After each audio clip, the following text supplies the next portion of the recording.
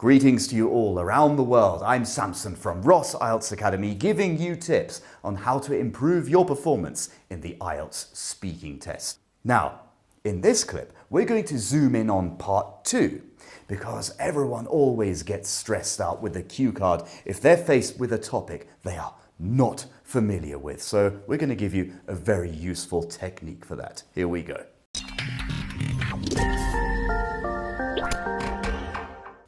I think it would be the typewriter because people could write letters to each other without using a pen. And it has a keyboard like a computer's keyboard. And also, I don't know. What? No! Did you just stop in the middle of your 2-minute talk in part 2? That is the worst thing any candidate can do. Guys, listen up. Never, ever do that because you will lose points straight away. What you have to do is use another technique when you're faced with a topic you're unfamiliar with. Go ahead. Well, I'm not sure about the important inventions before the computer age, and that's because I'm not into technology or computers, not as much as other people. But I'm a huge fan of music, and I'm into music a lot, and I even play musical instruments. The problem is I usually don't have enough time to play the piano as much as I want to, and that's because I'm so busy during the weekdays. I have been playing on the keys for many years, and I think that's because of my childhood. When I was a child, I really enjoyed going to concerts and listening to performers, and I really love the music produced in the concert halls.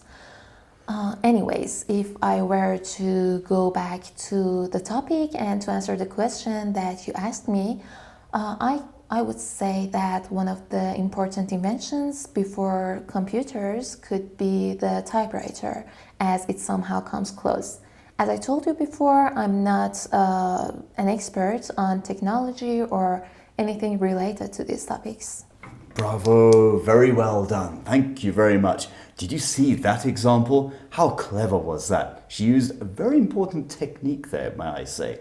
What she did was go off topic because she was unfamiliar with the topic that was given to her on the cue card. And it's okay to do that, guys. You will not lose points for going off topic, just as long as you address the question, just like the candidate did, and the examiner knows that you've actually answered the question. I want you guys to practice this one.